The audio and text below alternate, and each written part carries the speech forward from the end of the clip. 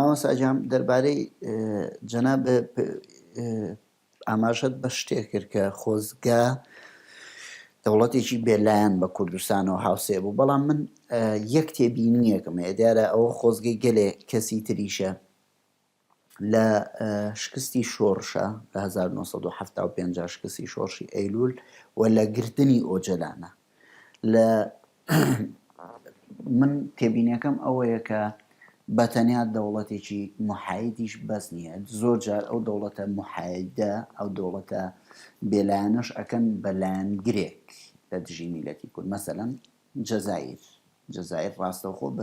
بەشدارە لەو پلانەیە کە شۆڕشی ئەیلولی پێەکەوێت، یاخود یۆنان مەسەلەن یۆنانێک کە دوژمنایەتیەکی مێژووی و قوڵی هەیە لەگەڵ دەوڵەتی تورکە بەشدارە لە گرتنی ئۆجەلانە. ئێوە چۆن ئەم تێبینی هەڵەسەنگێنن؟ جا من عرضم کردی من یەک تشتمە بەس بوو، حدودی کوردستان ئەویش بالحەتم نا یعنی حدودی کوردستان ئێستا مەسەلەن ئەگەر کێشەی کوردی لە تورکیا نەبێ، ئەگەر کێشەی کوردی لە ئێران نەبێ، ئەگەر کێشەی کوردی لە عێراق نەبێ، ڕەنگە ئەو هەموو تونند و تیژێ بەرامبەر بە ملەتی کورد بەکار نێنن. جا من عرضم کردی ڕەنگە لە مەسلحەتیان بێ یان لە مەسلحەتیان نەبێ، بەڵام کولانکەیەکە یعنی خەتێکە. ئەوە نەممە بەسم ئەوە نییە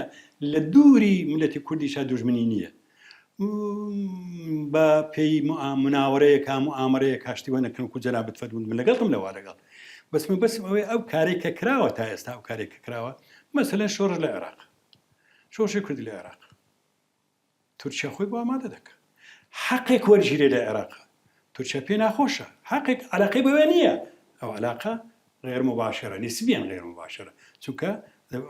حرەکەی کوردی لە تورکیا ئابۆژێتەوە بە پێی ئەو حقوقی کوردی عێراق وەریەگرێت. هەروها لە مەسەلەن جمهوریەتی مەهاباد با دوور نەڕۆین، جمهوریەتی مەهاباد کە پێکات ئێستا 50 چەند ساڵە تێپەڕیوە لەسەر عمری جمهوریەتی مەهاباد، ئەوسا دەورێکی بینی لە بۆژانەوەی هەستی نەتەوایەتی فلانی نەتەوایەتی ئەمەلێکی پیا کرد لە سەرەتا. ئەمانان لە وەزعی زۆر خراپ بووین، بەڵام ئەوە قزگەیەک بوو کو بڵێ محەتەیەک بوو لە زۆر ڕۆم بکانێت و تەسیرێکی ئیجابی بێ لەسەر حرەکەی شۆڕژ. ئەمن مەبەستم ئەو نوقتەیە تەمەنیات ناکەم، بەڵام ئێمەمانان کە دابەشکرد مەسەلەن لە دهۆک یان لە زاخۆ دەچی تا دیوی تەماشا دەکەی لە کوردستان و هێرش کوردستانە، ئەتوو پەڕێوە لە تورش لە عێراق بۆ تورکیا، بەڵام پەڕێوە لە کوردستانە بۆ کوردستانە. لە قەڵازێ دەچێ مەسەلەن سەردەشت لێرە لە قەڵازێ سەردەشت تەقالیدیان و فڵانیان تەقریبا ڕەنگە عەشرەتێک کرابێتە سێ چار پارچە سێ چارێکیان لەو دیوە سێ چارەشیان لەو دیوە. مەقسەدم ئەو ناحەیەیە، ئێمە لەو دیوە حدودێکی محاید نییە کە با بڵێم یارمەتیان نەدا مهتەم نەبێ بۆ مەسەلە لە مەسلحەتی ئەو نەبێ ئەو حرەکەی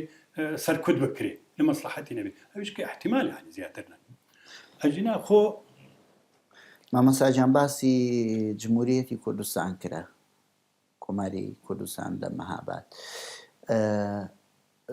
زۆر باس و خواست دەربارەی ڕۆڵی سۆڤێت هەیە لە دامەزان و لە ڕووخانە. ئێوە چۆن ڕۆڵی سۆڤێت هەڵەسەنگێنن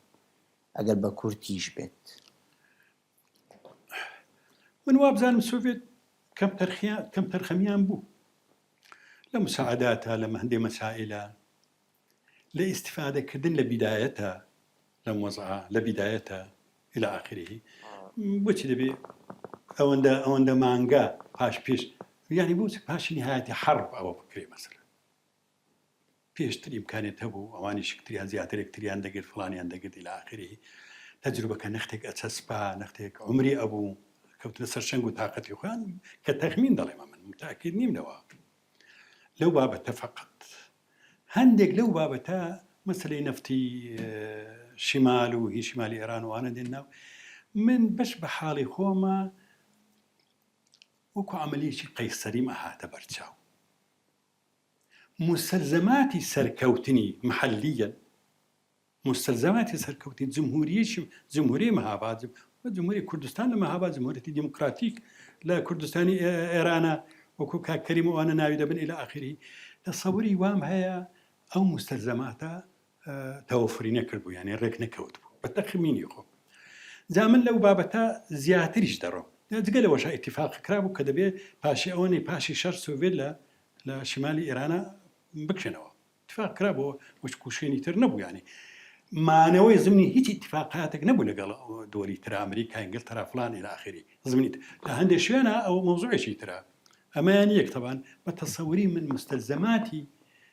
جا ممکنە ئێستا کە پیا بشخوێنتەوە لەو ئەسبابانەی کە هەیە زۆر لەو ئەسبابانە باز دەکرێت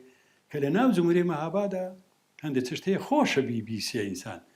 چاکە و فلان و نەشاتات و ئەنە بەڵام پیاوی خراپ و ئەتیمادێکی زۆریان لەسەر ئەناسر بوو هەمیان سێ چار ئاخوڕیان بۆ خۆیان کردبوو ئاخوڕی هەرە بچووچیان لەگەڵ جمهوریەتی مەهاباد بەشێکی زۆریان لەگەڵ ئێران و لەگەڵ ئەوڵا دەستیان تێکەڵ کردبوو ئەمن بۆ ئەوە زیاتریش لەوە دەڕۆم بەڕاستی لێتی ناشێرمەوە مچینە خۆم تەناقزش بم لەگەڵ خۆمە ئەمن بەش بە حاڵی خۆمە ئێستا و مچینە لە وەختی تریشە کەم یا زۆر خەیاڵم هادووی بۆ خەیاڵم هادوێ هەندێ ئەو ئەنزیمانەی لە بەعزی وڵاتانی شەرقی ئەوروپا پێکێنرا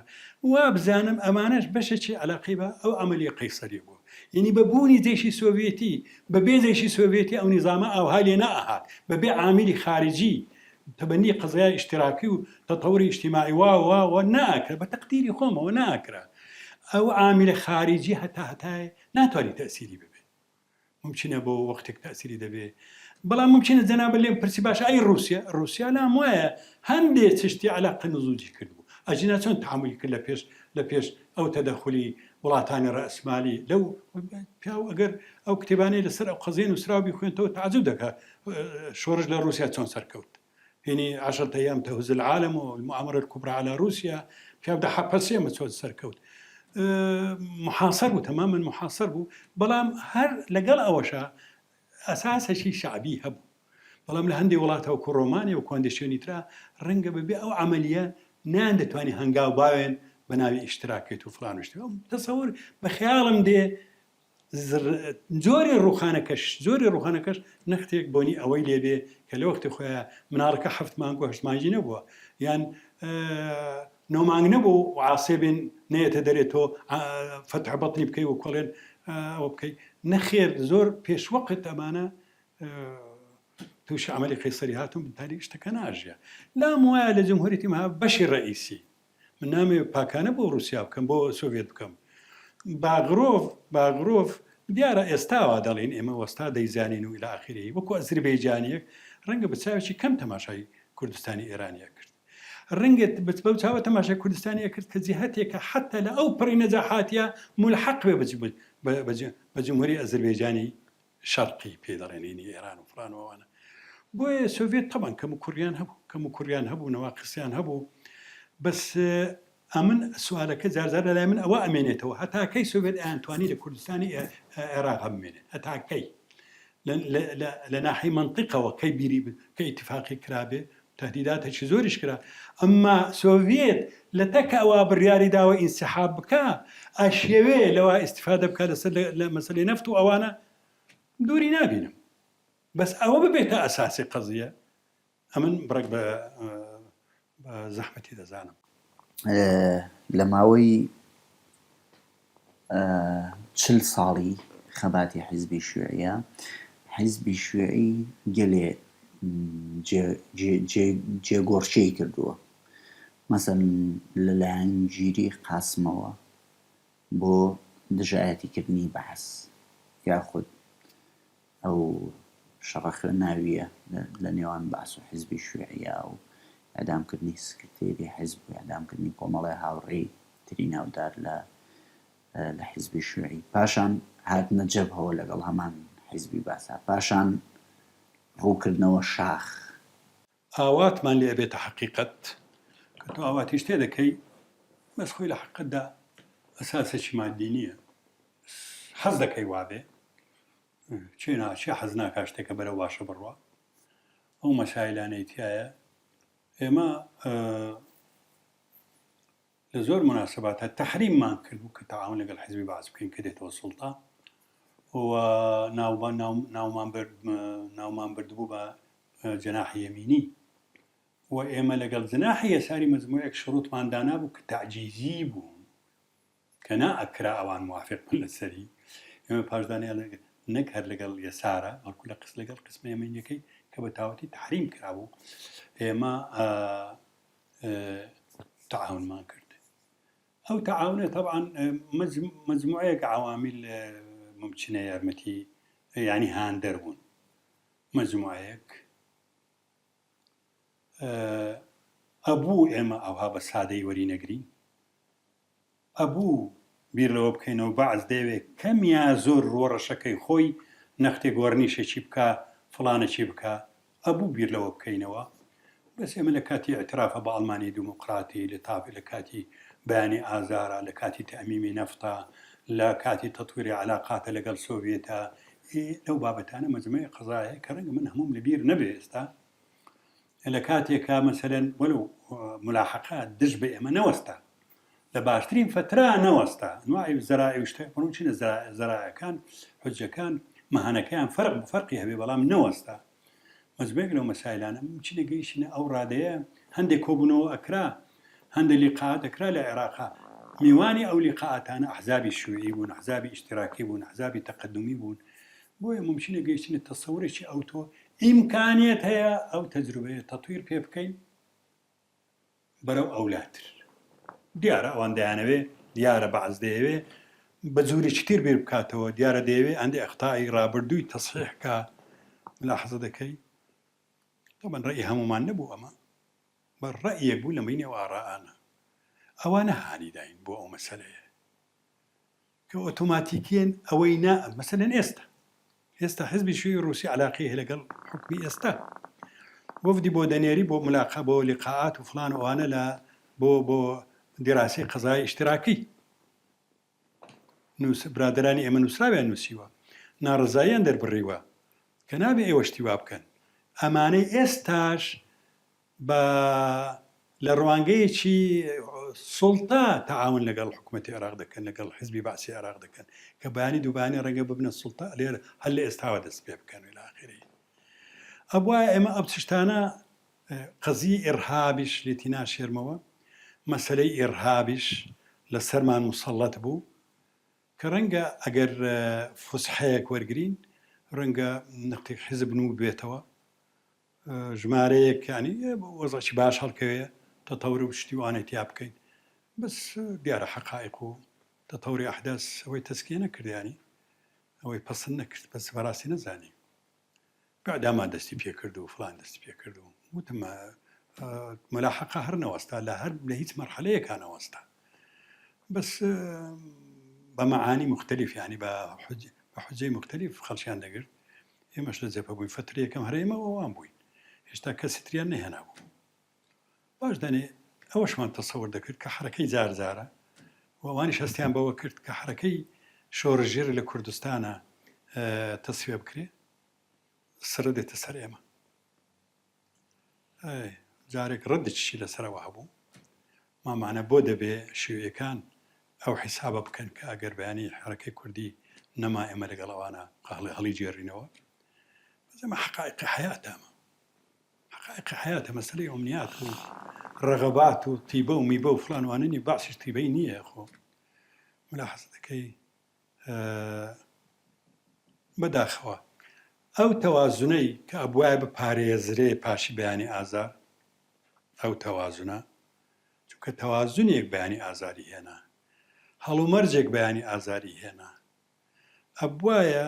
بزانین ئەم تەعاونە لەگەڵ چی ئەەکەین ئەمە ئەو فکرەمان هەبوو لەواتی خۆیان بەڵام بۆمان نەچوە سەر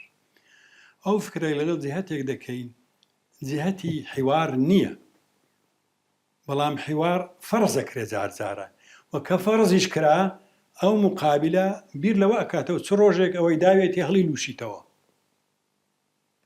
بەس ممکنە ئەگەر ئەتۆ ئەوها تەشخیصی قەزێ بکەی ڕۆژ بە ڕۆژ تەوازونەکە لە مەسلحەتی ئیستیمرارێتی ئەو ناجا بەقەوت بکەی بەس فترەیەکشی بەسەردا تێپەڕی تەوازونەکە لە مەسلحەتی قەزێکە تەتەوری نەکرد هەو بوو پاشی 4 ساڵ کەوتن ناو مەرخێشە کە حرەکەی شۆڕژێری کوردستانیش نەما ئەو مەساتە ڕوویدا بالتأكيد سرهات السر حزب الشيوعي هتا أوسا أو زغتي لسر حزب الشيوعي وانا بوكو باردن رويدا علما حزب الشيوعي ناجي خوي نقول غلط بين هندي مواقفها غلط بين هەندێک جار هەندێک ڕەمان جۆلێ بێگوایە زۆربەی ئەو هەڵوێستانە زۆربەی ئەو بڕیارانە لەلایەنی جێتی سۆڤێتەوە بۆ حیزبی شوێعی دەست نیشان کراوە ئایا ئەمە تا چەند ڕاستە؟ خۆیەکی سۆڤێتی بە ئێعاز بە داواکردن تەسەوەر ناکەم ینی کەس دەچیان داوا کرد بێ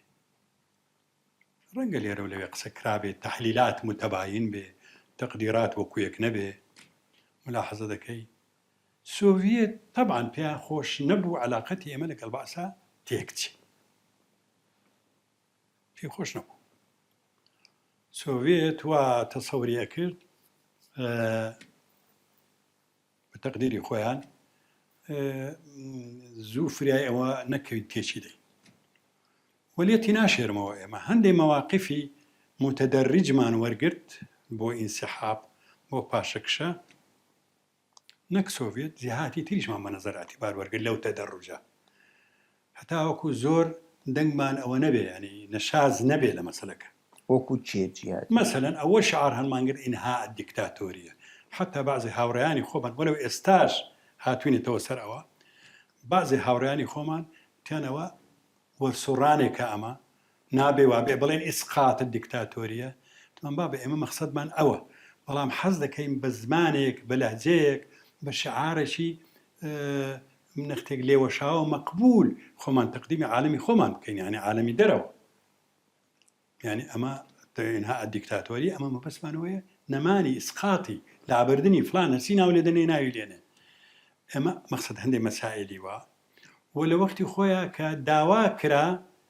داوا کرا کە دووبارە هەندێک شروطماندانە ئەم شروطانە زۆر چاک ئەمانزانی ئەوان ڕەفزی ئەکەن ممکنە زمانی حاڵیان بڵێ ئەوە چێنە تا شروطمان تەقدیم بکەن بەڵام مەبەستمان ئەو مخاتەوەی ئەوساتی تریش بکەین بڵێن ئاها ئەمە یەکجاری پشتمان نەداوەتە ئەوان بەڵام ئەوە ئەو شروطانەمان تەقدیم کردەوە لەوە کەمتر چ تەقدیم بکەین ئێنەمە بچینەوە جەنازەی شوێعەکان ئەوانەی ئەعدام دەکرێن بە پێش مەقڕی حیزبدا تێپەڕێ قیادەی حیزبی لەگەڵ قیادەی بەعسا کۆبێتەوە ئەو مەسائلانە هەبوو لەو بابەتە حیزبی شوێعی باوا بڵێن بە شکڵشی عام قیادەی حیزبی شوێعی چەند متەئەسیر بوو چەند ئەوە دەوری بینیوە لەو مەسەلەیە ئەو بۆ ئەوان دەبینێتەوە بەس ناحەیەکی تر هەیە دەتوانم ئەو ناحەیە بڵێم گەلە جار هەیە کە خلافیش ڕوویدابێ هەڵوێست متەباین بێ لە بینی ئەمە و لە بینی سۆڤێت هەوڵ دراوە تەقیمێکی ئیستیسنایی تەقیمێکی بەرزمان هەبێ بۆ هەڵوێستی سۆڤێت بۆ چونکە ئەو لە بەرزایەکی زۆر بەرز تەماشای ئەو قەزیە دەکا ڕەنگە ئێمە لە ناو دۆڵێک بین یان لە شوێنێکی ئۆتۆبین هەموو لای قەزیەکە نەبینی چارچوەی قەزیەکە نەبینی بە تەواوەتی بۆیە حسابێکی ئیستیسناییمان بە مووقفی سۆڤێت دەکرد لە وەختی خۆیان کە خلاف لە بینی سۆڤێت و لە بینی سین دەستی پێکرد جارێکیان مەقالێکمان بڵاو کردەوە لە جیم من جیباو لام وایە لەژێر عنوانی تەحیە لینینیە وا بزانم ئەو مەقالە تەشخیصی مەئساتی ستالین دەکا وەکو عەزیمێک لەگەڵ ئەختا ئەمە لەگەڵ هەڵوێستی خروشۆف و قیادەی سۆڤێتی و فلان و کاوان ساحبی قەزیەکەن دیار بوو نەدەگونجا ئێمە ئەومان بڵاو کردەوە بەشێکی زۆرمان مەشاعیرمان لەگەڵ ئەوە بوو ستالین بە ڕۆژێک دو ڕۆژ نەبووە گانگاستەر نەبوو مجریمێکی عادی دەبێ ئەختایشی لە مستوای ستالین بێنێ مختەوای ئەوستانە بێ ئەومان زیاتر دەچوە عەقڵ کە گەورە بێ عەزیمێک بێ بەڵام ئەختایشی هەبێ ئەومان بڵاو کردەوە پاش دەنێ کە زانیمان ئەوە تووشی سەدمە بوون سۆڤێتەکان کە ئێمە وەکو بڵێ تەعاتوفێک بێ لەگەڵ نازی سینی ممارسەی نەقدی زاتیمان کرد و بە سۆڤێتەکانیشمان گوت کە ئێمە غەڵەتین لەوە کە ئەومان نەشر کرد طبعا ئەو مقالە لە لوزنەی مەرکەزی لە مەکتەبی سیاسی مناقەشە نەکرا چونە لە مەیدانی سەحافە ئەو برادرە قیادیانەی کە ئیشرافیان دەکرد لەسەر سەحافە ئەوان بڕیاریان دە مەقالەکە تەرجمە بکەن و نەشریکەن بەس هەر چۆنێک بێ سەحیفەی مەرکەزی حیزب بڵاوی کردەوە نەسی مەقالەکە نەتیجەکەی ئاوها بوو ئەمە طبعا نەوع تەئسیرێکی سۆڤێتە بالتەئکید دەجنا بەشێکی زۆر لە برادرانی ئێمە خصوصا پاشی غیابی ستالین چونکە لە وەختی کە قسە ئەکرا ئیشادە ئەکرا بە وڵاتانی ئیشتیراکی ئایا گوت بە قیادەی سۆڤێت پاش دەنێ بە قیادەی سۆڤێت و سین كسوفيت قيادي لخلال مردني ستالينا فقد كرد ونكرد ممكن بو هەندێک لە ئێمەمانان خۆ دەبێ ئەو جسمە سەرێکی هەبێ ڕەنگە ئەو سەرە سیم بێ ڕەنگە ئێوامان هەبێ بیری لەوە کرد بێتەوە جای عجابێکە بوو بەسیم بەڵام ماینەوەی ئێمە با بڵێم یعنی لە چوارچیوەی ئەو هەڵوێست و ئەو بیرە عامانەی سۆڤێت بیرمانە مەسایلە کردەوە مثلەن لە ئەزمەی بەحری کاریبی هینی سەواریخ و فلان وشتی وها ئێمە معجەب بووین بە عیلاجی سۆڤێت معجەب بووین کە مەسەل دەمانهێنا ممکنە لەناو حرەکەی شۆڕەژێری لەناو حرەکەی تەقەدمی ڕەخنە هەبوو کە لە وەختی خۆیان سۆڤێت متەخاذل بووینە دە کوردی یعنی زۆعفیان نیشانداوە بەرامبەر بە ئەمریکا بەڵام عادەتەن لە ئیستداماتی وا کە عالم بگەینێتە لێواری خەتەر ئەبێ بیر لە حلولیش بکەیتەوە دیارە حلولەکەش ئەوە بوو کە لە وەختی خۆی ئەمریکایەکان تەعهود بدەن کە هێرش نبنە سەر کوبا سۆڤێتیش گوتیان کەواتە ئەمە ئەومان هێناوە بۆ محافظەی کوبا ئەوانەمان سەحب کردەوە بۆیە ممکنە ئێمە تەسەوڕمانە کرد و ممکنە تا ئێستاش سۆڤێت ڕۆیشت کوبا ماوە کوبا هێشتا ماوە قەت ئەوەندەشە بن بە مقارنە لەگەڵ سۆڤێت و لەگەڵ وڵاتانی تری کە پێمان دەبوو ئیشتراکی مەسەلەن بیرمان لەوە ئەکردەوە هەڵوێستی سۆڤێت و حلمی یعنی سەبری سۆڤێت بەرامبەر بە قەزای ڤیتنام حتا ئەو مساعداتی کە دەڕۆیژ لەناو سینە ئەڕۆیش بۆ ڤیتنام ملاحزە دەکەی بەڵام پاشدانێ بەرە ڤیتنامی جنوبی کە تەحەڕوری کرد بە خیاڵمان نەهات ئاوازوو هەموو ڤیتنام بێتەوە یەک تەسخێتێکی زۆریدا خەڵکەکی زۆری لێ کوژرا وەزعی اقتصادی بەجارێک وێران بوو ڤیتنام بەڵام سەرکەوت و بەڵام ڤیتنام بۆ ڤیتنامی موحەد ممکنە لەو ڕۆژە تەماشامان دەکرد سۆڤێت کە لێ نەگەڕان قەزێکە مەدایکی تر وەرگێ ئەمە بە حەد ذاتی خۆی ئەو ڕوئەیە کە باسم کرد کە لە جارێکیان نازانم پەتگۆڕنی بوو چێ بوو لە هانۆ قەسف کرا زۆر کەس ئەیان گوت ئەمە ئەنواعی ئیهانەیە بۆ سۆڤێت ڕەنگە من بەسش ئەوە بێ ینی ئیستیفزازی سۆڤێت بکرێ بەرەو لایەکی تر بەرەو مەخاتیرێکی تر قەزیە بڕوێنێ و بیبە بەس کە ئەو مەسایل ئەم نتایجە ئیجابیانەی بوو ئێمە تەسەوڕمان دەکرد ئەوە بەرووبۆمی سەبرێکە مەوقفێکە لاحظە دەکەی بۆیە چونکە سۆڤێت لە مەوقفێکی زۆر بەرز لە بەرزایەکی چاک تەماشای دەوروبەری خۆی دەکات تەماشای هەموو عالم دەکات لە 6 لاوە نەک لە 2 لاوە مشکڵشی مسەطح بەڵێ ئەو تەئسیرە بووە تەئکید بووە مامۆستاجان هەنێ جار نابینی کە سۆڤێت ئەو پەیوەندی کە لەگە عێراقا هەی بووە لەگە حیزبی شوێعیان نەی بۆیان ئەوەندەی کە سۆڤێت باسی بە جددی گرتووە حیزبی شوێعی ئەوەندە بە جددی نەگرتووە تەنانەت لە کاتێکا کە دوای 1976 باس دیسانەوە لە حیزبی شوێعیەدا بە هێرشێکی فراوان بەسە حیزبی شوێعیا دێتەوە حیزبی شوێعی بەرەو چیاکانی کوردستان هەڵدێن دروست لەو کاتانەیە سەدام دەچێتە مۆسکۆ بە شێوەیەکی زۆر گەورە پێشوازی ئەکرێ بەڵێ چۆکو باش دامایە بەڵێ وایە ئانا وایە ئەمە لە حەقیقەتدا وڵاتانی شتەکەی من تقریبا ناجیانەوە بوو ینی نانجەکە تابعشی وەرگرتووە ئەمن لام وایە ئەو شتەی تایە علاقاتی دەوڵەت ئیندیماجی کرد ئیمتیزاجی کرد لەگەڵ علاقاتی حیزبایەتی و شوێتی یعنی ممکنە ئەوە سەهل نەبێ کە تۆ علاقاتی حیزب جیاواز کەیتەوە لە علاقاتی دەوڵەت علاقاتێکی باشت هەبێ لەگەڵ وڵاتێکە لە ڕێی دەوڵەتە بەڵام لە ڕێی حیزبە تۆ معارزمی لەگەڵیا یان نەقیزی ئەوە تەعاملی لەگەڵ بکەیت ڕەنگە سەهل نەبێ بەڵام لەو دوایە ئەو ئەحزابانە چونکە خۆیان قادەی دەوڵەت دەکەن بە سوورەتێکی خاص لەگەڵ ئەو وڵاتانێک کە ئەیەزن لەلایەن ئەحزابەوە قادە دەکرێت تووشی ئەو مەشاکل هاتن مەسەلەن شوێیەکان لە سجوو بوون لە قەزیی لە موقف لە قەزیی مەسر مەسەلەن لەوێشتی شوار ڕوویدا وەرە خوروشۆف هات و تند و تیژی بەکارهێنا لەگەڵ من ناچمە وڵاتێکە کە شوێیەکانی ئەعدام دەکەن و لەگەڵ ئەنوەر لەگەڵ عەبدولسەلام عارف کە چوو بە وێن دەرێ و ئەوانە هەبوو ڕاست ئەوانەی هەبوو بەڵام ئەوان لە مەسر ئازاری شوێەکانیاندا مەسر شوێەکانیان گرتبوو بەڵام ئەو وڵاتانە هەوڵیان دەدا بە جۆرەی توانە خەتێک هەبێ خەتەکی عام هەبێ بەڵام یەک تەرجمەی یەکتر نەبێ خەتی دەوڵەت و خەتی حزب ماوە بە هەردوو لا بێجنە علاقاتی حزبی کێکچێ و ئۆتۆماتیکێن سەریان بکە لەسەر علاقاتی دەوڵەت ئەوان لەگەڵ ئەوان نەبوو. مامۆستاجان دوای لەم ساڵانەی دوایە بە تایبەتیش لە دوای هەڵۆشانەوەی یەکێتی سۆڤێت زۆربەی پارتە کۆمۆنیستەکان چ لە دەرەوە چ لە لای خۆشمان دروشمی نەتەوایەتیان بەرز کردوتەوە.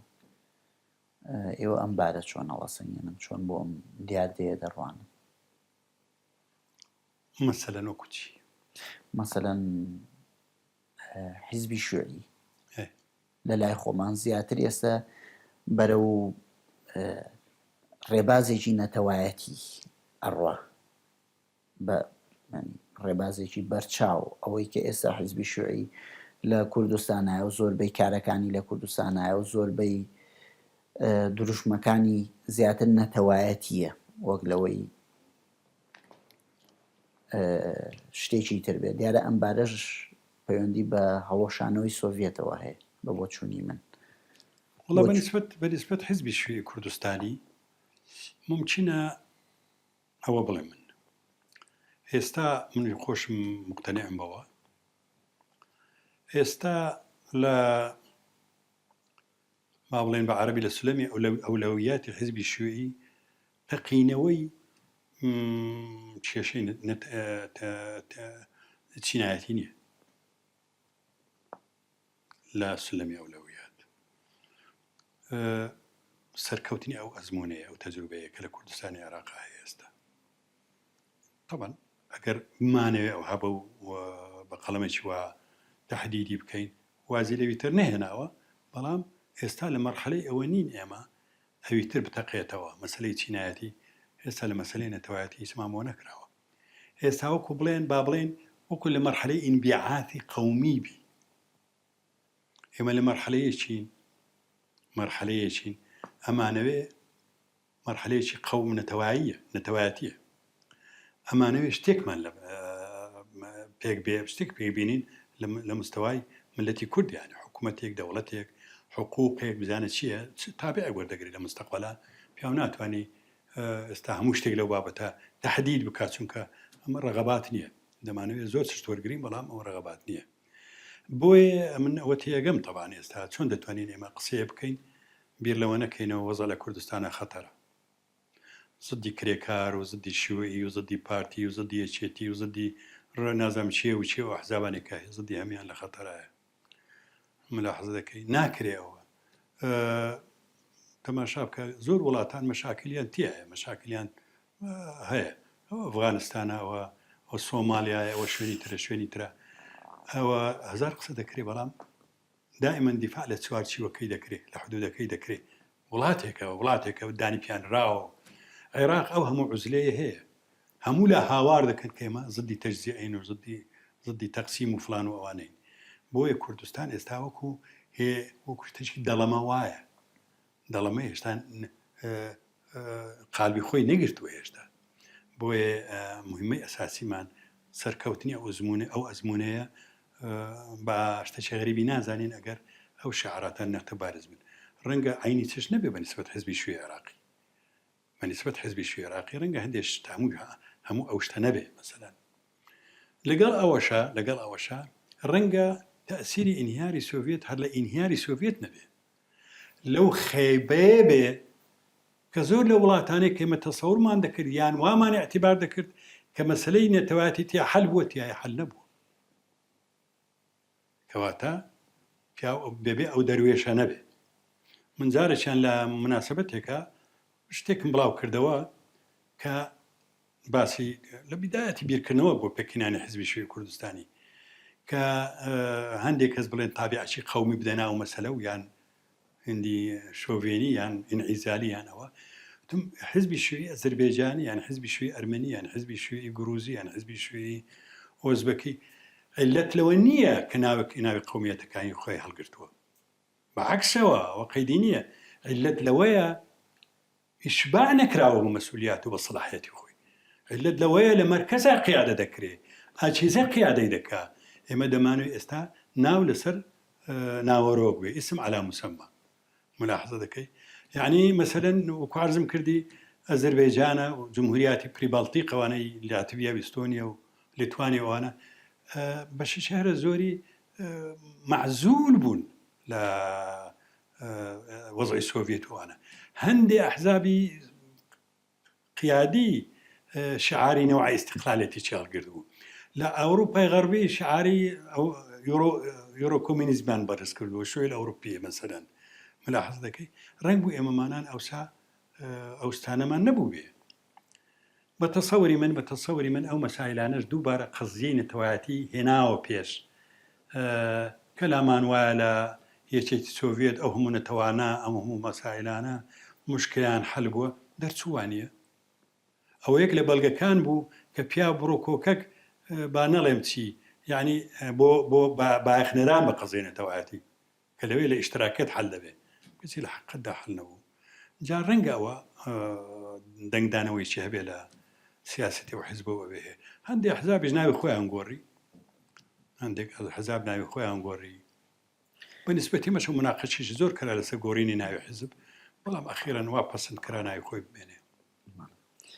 مامۆستا دوور لەو مەسەلانە وەکو شەخص کە ئێوە چەند ساڵ لە جەبهەیە بوونەوە لە بەقاکاری ڕەسمیتان کردەوە وەکو حیزبی شوێعی عێراق سەدام حوسێنە ناسن وەکو شەخص ممکنە بە قسەیەک بە شکڵێکی نەختێک مجەسەم یعنی ئەگەر باشمان بناسی بای ڕنگ بوو ئەو غەڵەتانی تووشی هاتین توش نەداهاتی من جارە باس ئەو یەکتر ناسی باش یەکتر ناسینە ناکەم وەکو شەخص لە نزیکەوە بەڵێ لە نزیکەوە تەمان دیدەنی دیدار و فلان و لیقاعاتوانەمان زۆر بووە ئێمە لە زۆر مناسباتە لیقاعاتمان بووە چۆن بوو لە کاتی لیقاعات و ئەنی ئەو وەختەش سیمای دیکتاتۆرێکی زاڵم یان ئەو سیمایە لە حەقیقەتدا بە نسبەت ئێمە هەستمان پێ کرد ئەوەلایەن حتا کاتی نائیبی ڕئیس بوو هەندە زادەمان گۆتە ڕئیس المکەڕەر یعنی ڕئیسەکەی تریش وەکو دوو ڕئیس بن هەندە زاردەمان گۆ ڕئیسی حەقیقی بەنسبەت سەدام چونکە لە هەموو مەسائلە جەزریەکان حەسمەکان ئەو دەورەی دەبینی وە لە دانیشتنیشە ئەو فاسلەی لە بەن تۆ لە بین تۆ ئەو هەیە ئیلغای ناکرد فاسلەکەی ئەهێشتەوە ئەو مەسافەی ئەهێشتەوە کە لە بینی ئەو حیزبە ئەوێ هەیە ئەو حیزبە ئەوێ هەیە و جیهەتەوە ئەوێ هەیە ئەو فاسلەی ئەهێشتەوە طبعا لە کاتی ئەو زۆر پێویستی بە جەبهە بوو ئەو مۆزوعێکی ترە هەڵوێستی کەمیا زۆر وەکو ئەمڕۆ نەبوو بەس ئەوانەی تیا بەدی دەکرا لە کۆنیشەوە هەروانەی تی بەدی دەکرا تا حدێک بەڵام ئەبووایە باشتری بناسی بەڵام تەسەوەری ئەوەتان لێ کرد مەسەلەن کابرایە ڕۆژە لە ڕۆژان بڕیار بدا لە ڕۆژێکا 500,000 سەرباز بکوژێن لە ڕۆژێکا شارێکی میاباران بکرێت لە ممکن بوونا مامۆساجان ئێوە هەست بەواکەن ئەوەی کە خەڵک هەستی پێکات چه حیزبی شوێعی عێراقی و چه پارتی دیموکراتی کوردستان لە زمانی بەرزانیە لە هەندێک لە قۆناغەکانە بە جۆرێک لە جۆرەکان دەستان هەبووە لە ڕاگررتنی دەسەڵاتی بەعسە یارمەتی دەرێک بوونە بۆ بەهێزبوونی دەسەڵاتی بەعس بە تەقدیری خۆم بە شکڵەکی عام هەر غەڵەتەکی ئێمە بیکەین مقابل سوودی لێ وەردەگری جا مستەوای چیە غەڵەتەکە مستەواش غەڵەتێکی گەورە بێ فلان بێ بەڵێ لە وەی کە عەرزم کردی من کە لە حرەکەی کوردی درا ئێمە شۆرشی وامانە بوو ئێستا نورەی ئێمە دێ ئەمە لەو ڕوانگەیەوە دێ لەو بۆچوونەی جەنابەت دێ بەس چۆن ممكن بۆ ئەو تەسەوڕەمان نەبێ ئەوەی ئێستا هەمانە ئەجنا ئەختا مەسەلەن گەلە جار هەیە ئەوە دەڵێم دوژمنت هەرچەندە حەق دەچی مقدەسیش لەسەری هەبێ بەڵام ئەگەر نەزانی چۆن دژایەتی دوژمنەکەت دەکەی ڕەنگە بە طریقەیەکی معەیەن یارمەتی بدەیت نەک هەر لە نێزیک بوونەوە نە حتا لە دووربوونەوە حتا لە ئوسلوبی خطابی سیاسی حتا لە تەکتیکاتە مامۆستاجان ئەو شاشیانەی کە ئێوە ئیشارەتی بۆکەن تا ئێستا من بەش بە حاڵی خۆم پێمان بێ خەڵکیش پێداچوونەوەیەکی گشتی نەبینیەوە بەرچاو نەکەوتووە لەلایەن حیزبی شیووعی عێراقیەوە ئایا بەنیازی شتێکی وانین ئەگەر وەکو شەخصیش بێ وەکو شەخصی مامۆستا عەزیز محەممەدیش ئەمە ئێستا بچینەوە دەورە نەبینێ بەڵام مەسەلەن قزی پیاسوونەوە لە چه مستەوایەک هەستی پێ ناکری لە مەسەن چ لە مستەوای قیادە چ لە مستەوای نووسرا و چ مەسەلەن من بەش بە حاڵی خۆم وەکو ئێستا مەلەوە کوست ئەم شتانە بۆ من بەشێکن لە تاریخ چونکە تیان نەژیاوم وەکو جیلی دوای ئەو شتانە مەسەن سەرچاوەیەک نییە بۆ من پیاە بچمەوە ئەو ئێستا من بە حکمی کارەکەم ڕوبەڕووی جەنابێ دانیشتوم جۆم لەو شتانە بێ بەڵام بۆ نەکرێت بە سەرچاوەیەک ئەو پیاچوونەوەیە ئێمە کردومانە هەرزم نەکردی لە بێدایەتی قسە کردومانە وڵاویشمان کردوتەوە من جەنابەت فەرمووت لە ناحەیە عەمەلیە لە ناحەیە ئێستا بەس لە تەطبیقە ئێمە نەقدی زاتیمان دەرهێنا و بڵاویشمان کردوتەوە بڵاومان کردوتەوە دەستمان لەسەر زۆر چش داناوە ملاحەزە دەکەی ڕەنگە ئێستا من ئەو هەموو شتانم لەبیر نەما بێ لە مێژیشە ئەمە لە مؤتەمەری چارەوە پێشی مؤتەمەرە لە لوزنەی مەرکەزی مناقشەی و مەسایلانە کراوە بەڵام ئەگەر جەنابەت بیرلەوە ئەەکەیتەوە عەجەبە ئێمە خۆمان عەمەل بەو نەقدە زاتیە دەکەین یان عەمەلمان پێی کردووە گویا دەبێ وابێ ئمە پێمان کردبێ ینی دەبێ ئەوەمان کردبێ بەڵام لەگەڵەوەشە مقابل لە ناو خەزێکە نەبێ حەقی ئەوەی هەیە بڵێ من هەستی پێ ناکەم تۆ بڵێ مەسەلەن ئێستا لەو دوایە بەڵگەیەکی نیمچە بەڵگەیە تۆ چۆنی وەردەگەی کەیفی تۆیە کە پاشی ئەو تەتەوڕاتەی ئەو دوایە لە عێراقا پێشی 9 ساڵ و ئەو هەژانێک کە نیزامی عێراقی تووشی هات ئینتیفاضی کە لە زۆر شوێنە ڕوویدا لە کوردستانە ڕوویدا لە شوێنی ترا ڕوویدا قسە کرا لەسەر مفاوەزاتە ئێمە لەگەڵ مفاوەزات نەبووین لەگەڵ مفاوەزات دەبووین لەم بۆچوونەی کە من باسم لێ کرد ئەلەو بۆچنە بینامان لەسەر ئەو بۆچوونەوە کرد کە ئەمە حیزبی حیوار نییە ممکنە حیوار لەگەڵ بکە و ممکنە بۆشت دابێنێ بۆ هەندە چشت بەڵام بڕوای پێ ناکرێت تەقالیدی دیموقراتیمان نییە ئێمە ئەتوو لەگەڵ زیهەتی تەعاون دەکەی تەفاهم دەکەی بیساقێکت هەیە شتێکت هەیە حەقی ئەوەت هەیە و بڕواشت بەوەیە حەقتەوە هەموو ڕۆژێ محاسبەی مقابل بکەیت لەسەر ئەساسی ئەو مساقیان لەسەر ئەو پەیوەندی کە لەگەڵ تا کردوتە سەدام ئەوە نییە سەدام ڕۆژێک ئەوەی پێ بکرێ ئەشتەی پێ بکرێ کە دەیەوێ بیکا دەیکا وەکو لەگەڵ قزی حرەکەی کوردی کردی ئێمە نەچوینە مفاوەزات خۆمان لە جەبهە دوور نەخستەوە لە جەبهەی کوردستانی بۆ ئەوەی دەمانەوێت بیڵێن لە تەرەفی جەبهە کە دەچنە حیوار بیڵێن بە معنای ئەوە مەمە بەیانی دوو بەیانی ئێمە خۆمان دوورخینەوە حتا حیوار لەگەڵ جەبهەکەی خۆشمان نەکەیت ڕەنگە دەڵێن بچین تەقسیرتان کرد عەلەقەل وەرن لەگەڵ ئێمە دانیشن ئێوە بڕوایتان مفاوەزات نی بەڵام پێمان بڵێن چۆن دەکرێت ئێمە چوین لەو بابەتە زۆر ڕخنە و فڵان و ئەنەمان هەوو لەسەر مەسەلەکە کە مەسەل دەڵێ ئەوە بچینە لەوە هاتبێ کە کەمیا زۆر هەست بەوە دەکەین هینی مفاوەزات نییە سەدام حوسێن هینی حیوار نییە ممکنە لە ناحەی سیاسیەوە لە ناحەی فکریەوە بۆ ئەوە بچین کە بڵێن سەداممان ناسیوە لەو قسەی جەناب تا شتێکی خنجیلانە مێتەوە بیر ئەلە لەقەل بۆ ڕێزلێنانی قاسملوو لە وەختی خۆیان داوای لێکرا کە بێ ئیتیسال بە ئێمە بکە بۆ برادەرانی پارتی بکە و برادەرانی یەکێتیش بکە کە حکوومەت ئامادەیە بۆ حیوار نهێنی بێ یان عەلەنی بێ لە هەر شوێ بێ شتە چویان دانابوو تەقریبەن ئێمە وتمان ئێمە لەجنی بەرخزیێت دژی مفاوزاتە و دژی حیوارە بۆ ئێمە خصیسەنیش خەبەر نێرراوە کە لەگەڵ مادانیشن ئەومان پێ بڵێن لام وایە لەگەڵ ئەویان لەگەڵایشی تررا گوتبیان ئێمە شاشیمان بووە قتامان بووە هەردوو لا هەر چەندە هینی ئێمە زیاترە یعنی هینی ئەوە بەس یعنی با پێک بینەوە باوا بکەین و باوا بکەین ئێمە خەبەرماندانی کەمە ئەوە ناکەین زامن ئەوە مقدمەیەکە برادر کاک عەبدوڕەحمان قاسملوو چوو بە لای برادرانی یەکێتی نازانم بزەبن یان لەلایەن یەکێتی یان لە لای برادرانی پارتی نەخێر دەبێ ئەوسا لەلایەن برادرانی یەکێتی بێ چونکە پەیوەندی لەگەڵ پارتی ئەو پەیوەندیە نەبوو چۆتە لایەن ئەو مۆزوعی بۆ ئانیش تەرح کردووە لام وایە پاشدانێش پێشی پشت ئاشان و شوڕشاڵاتانە هەر لەوێوە کەمیا زۆر دەستی پێکرد پێکینانی قووەتێکیش لەگەڵ حیزبی دیموکراتی کوردستان دژی ئێران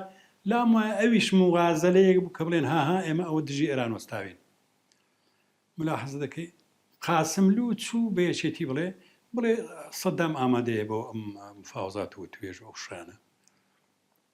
بەڵام پێشی ئەوەی جوابم بدەنەوە قاسملوو دەڵێ پێشی ئەوەی جوابم بدەنەوە ئێوە دەزانن سەدام چیە دەزانن چی لەگەڵ چی مفاوزات دەکەن طبعا خۆ دەزانن لەگەڵ سەدامە بەس ضمنەن ئەوە ئەگەینی ئەزانن سەدام چییە ئەو لەوە زیاتر ناتوانانی بڵێ ئەتانن ئەزانن لەگەڵ چێ مفاوزات دەکەن ئەزانن چیتان دەوێت ئەو دوو سوالی کرد بوو دوو جوابی بدەنەوە من لە هەر حاڵەتێک لەم حاڵەتانە لام وایە غەڵەتەکی گەورە دەکەین ئەگەر نەزانین لەگەڵ چێ مفاوزات دەکەین و ئەگەر نەزانین چمان دەوێت و من بەش بە حاڵی خۆمە حتا لە ناحی مفاوزاتە لە نای مفاوزاتە دەڵێم جارجارە لەوە لە زەرف و زەمانێکە ڕەنگە تۆ شتێ بکەیت بە شکڵش عام دەڵێمەوە نەبوو ئەوەی دەستکەوتێکی گەورە بەدەستبێنی نا بۆ ئەوەی مەساتێکی گەورە بەلانێ تۆ ڕۆ شتێکی ڕۆ وەزعی ئەو تۆی ئەگەر ئەو مفاوزاتە نەکەی ڕەنگە تووشی لێدانێکی زۆر بە قەوەت بێ ئەگەر مفاوزاتەکەت کرد ڕەنگە هەندێکی شتی تێبێریتەوە طبعا ئەمن هەر لە ناحی وەکو بڵێم با بڵێم جەوازن ناحی کە احتیمال و نەزەری ئەو قسەیە دەکەم یعنی مفاوزات عادەتەن بۆ ئەو شتانەیە بەڵام ڕەنگە جاری واشە بێ بۆ ئەوەی مەساتێک کارەساتێک بەلانێ ئەگەر مفاوزاتەکە ئەو کارەساتە وەقتیان بەلا بنێ ئەوسا ئیمکانێتی بیری لێ بکرێتەوە بیکەی یان نە بەڵام لە هەموو حاڵەتێکە دەبێ ئینسان ئەوە بناسێ جەزریەن ئەوە بناسێ لەگەڵ چێ مفاوزات دەکات وە بێ برزانی چی لێ هەڵدەکڕێ چی دەتوانێت لەوە پیا بکە لە مفاوزاتە پیا بکە بۆیە مەسەلەی ناسینی مقابل مەسەلێکی زۆر زۆر گرنگە مامۆستاجان دوور لەو شتانە لە بابەتێکی ترا دیارە بەڕاستی بۆ مێژوو حەزەکەم ئەوە بزانم گوایە لە دوای کودەتاکەی هەشتی شوبات هەشتی دوی 63 کە ئێوە ڕووتان کردە چییە ئەو وەختە سەرەتای لێک جیابوونەوەی دوو باڵ یاخود دوو لایانی زاڵە لە بزوتنەوەی کوردایەتیە گوایە لایەنگرانی بەرزانی و خودی بەرزانی هاوکار بوونە لەگەڵی وایە بەڵام لایەنی تر لایەنی مەکتەبی سیاسی لە دژی ئێوە کاریان کردو تەنانەت لە هەندێک شوێن هەواڵانی ئێوەیان چۆساندۆتەوە ئایا لە ئەساسە ئەمە وایە ئەگەر وایە چۆن ئێوە باسی یەکەن حقیقەتەی بەس نە لەبەر ئەوەی مەکتەبی سیاسی هەمویان ئەو مووقفیان هەبوو نە هەندێکیان مووقفیان باش بوو هەندێکیان مووقفیان باش بوو ینی بە دڵ و دەروون لەگەڵ ئێمە بوو یان على الأقل سیاسیان مووقفەکان خورد دەکردەوە تەسەوریان دەکرد باش تەسەوریان دەکرد کە مەسەلە لە مەسلحەتی ئەوان نییە بە سوورەتێکی عام برادەرانی مەکتەبی سیاسی ودی نەبوون لەگەڵمانە یعنی ممکنە پەنابەریان دادەنەی لەسەر خاچی خۆمانە و کوردەکان و فڵانەوانە وا بزانم ئەوەش دەڵێم ینی مادامە ئەوەیە بۆ ئەوەیە بۆ تاریخەوە کو جەنابەت گوتت وا بزانم ئەو تەمان مفاتحەشم کردنە من لە وەختی خۆیە لە وەخت خۆیان من ئیتیساڵم بەوان دەکرد بە هەموو لایەک بە بارزانیش و بە مەکتەبی سیاسیش و بەوان تەرەوانی تریش هەفتەیەک 6 ڕۆژ یان 8 ڕۆژ یان 9 ڕۆژ چ لەو بابەتە پاشی ئینقلابی شوباتە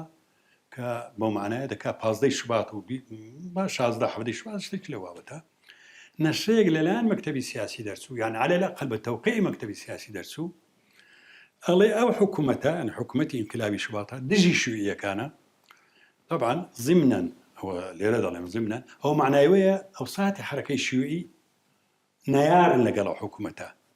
یعنی دۆستنین لەگەڵ حکوومەتە چونکە ئەمە باشکرا دژی شوویەکانە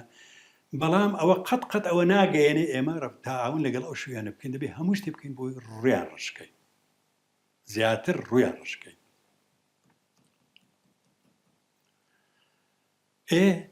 من بەش بە حاڵی خۆمە تەوان ئەو شتم وەرگرت لە باغاڵ منە بەڵام قابل ئەوە نیدای ئیبادە بڵاو کراوەتەوە بۆ دەبێ ئەو مووقفە لەسەر خۆی تەزیلکە وانە تۆ منت خۆش نایە بەڵامێکێک وە داوەتە بەر تێڵایان دەیەوێت لە ناوم ببە هیچ موزیب نییە تۆ بڵێ ئای دەستت خۆش خصوصا قۆیشی سیاسی ئاوا خۆ تەقدیمی مجتەماعی عێراقی بکەی کە پێت خۆش بی ئەمن ئەو نەشەم لە لابوو چوومە لای برادرانی مەکتەبی سیاسی کاک برایم بوو باشیشم لە بیرنی شەی تریش بوو ڕەنگە نووری ئەحمەد تەها بوو ڕەنگە یەکی تیژ بوو 3 کەس 4 کەس بوون باشم لە بینێ لە هەشکەفتی معلومە ئەو مەوزوعەمان باس کرد و إلى آخره گوتم شتە چی وا هەیە ئەو ڕێیم نیشاندە بەم شکڵە ناوایە وانییە لێتی ناشێرمەوە بەش بە حاڵی خۆمە حەزم دەکرد بزانن کە ئەمە ئەوەمان دیوە و پێشم خۆش بوو کە نەفی بکەن بڵێن وامان نەگوتووە چونکە ئەو ئێمە زۆر احتیاجمان هەبوو بە یەکێک کە مجاملەیەکمان لەگەڵ بکە یعنی ئێمەمانانی کە گوایە دیفاع لە حکوومەتی عەبدولکەریم قاسم دەکەین ئێمە فاتورەی ئەو مووقیفە دەدەین ئێستا ئێمە یعنی بۆیە لەو فترەیە جارجارە بتەوێنێتەوە پێمان خۆش و شەڕدەست پێ بکاتەوە تا على الأقل ئەم وەزعەت تازەیە لێکمان نێزیک کاتەوە کەچی مفاوزاتی لەگەڵ حکوومەتی عێراقا هەیە وانە پاش دەنێ هاتمە لای بارزانی طبعا تحقیقاتم کرد ژمارەیەک لە برادرانی مەکتەبی سیاسی نەیاندەزانی ئەسڵن پاش دەنێ بە قەنەعاتی خۆم گەیشتمە نەتیجەی کە ڕەنگە هەندێکی باشیان ئەوە نەزانن چەند بن ئەوە مۆزوعێکی ترە هاتمە لای بارزانی دیار بوو منی بە ناڕازی و فلان وانە دیت چێ گوتم باسی ئەوم بۆ کرد گوتم ئەوەیە گوتم ئێمە لا مەرکەزی یان حکومی زیاتی یان فلان و فلان شتانەمان لە کورد مەنا کردو یان دەگەڕین لە پێش پێکینانی ئەو مەسائلانە وتی چ بووە ئەوم بۆ جێرا گوتم مەزەشی ئاوایە گوتی لە چێوە گوتراوە وڵامیش بە یەک مەرحەلە نا بە 2 مەرحەلە نەشەکەم هێنا دەرێ لاپەڕەکانم وەرجێڕا و دەستم بۆ شوێنەکە درێژ کرد و دامێ ئەویش چاویلکەکەی خستە سەر لوتی بلامانایە خوێندیەوە مووقفەکی وا بوو بە نیسبەتە من ئەوسا عەرەب گوتنی جەبەر خاتر بوو تی ئەوەی نەک ئەوەی ئاوا بڵێ ئەوەی کۆمەکتان پێ نەکا ئەوەی لەگەڵتان نەبێ خۆی ڕووی ڕەش دەبێ خۆی قبر دەکا ئەو قسەی کرد ئەمە لە منتەلەقێکی وایان وا ئەو مۆزوعێکی ترە بەڵام ئەوسا ئێمە لە منتیقی کە بارزانی لێبوو لە منتیقی من جارێ ئەو باسی ئەو قەزەیەم کرد لە مناسبەتێکە لە مناسبەتی بیرەوەری 90 ساڵەی لەدایکبوونی بارزانی لە مایە لە 93 بوو شتەکی 93 بوو 94 بوو شتەکی لەو بابەتانە ئەمە طبعا ئەوسا ئێمە احتیاجیمان بەوە بوو کە خۆمان بگرینەوە احتیاجیمان بۆ بوو کە حیزبی دیموکراتی کوردستانی یارمەتیمان بدە بەس لە تا ڕادەیەک ئەو مووقفوانە بوو پاش دەنێن بەرەبەرە نەختی چاتر بوو تەبان بەڵام پاشی تەتەوراتێکی زۆر ئەو بوو سرعاتی لەگەڵ جەناحی یان لەگەڵ تەرەفی بارزانی فلان ئەوانە ڕۆژ بە ڕۆژ بەرەو خراپە ڕۆیشت و تا مؤتەمەر بەسترا نازەم ڕەقەمی چەند بۆەوەی لە بەنگەڵی قەڵاتجێ بەسترا لە 64 ئیتر ئینفیسالەکە شکلشی تامی وەرگرت و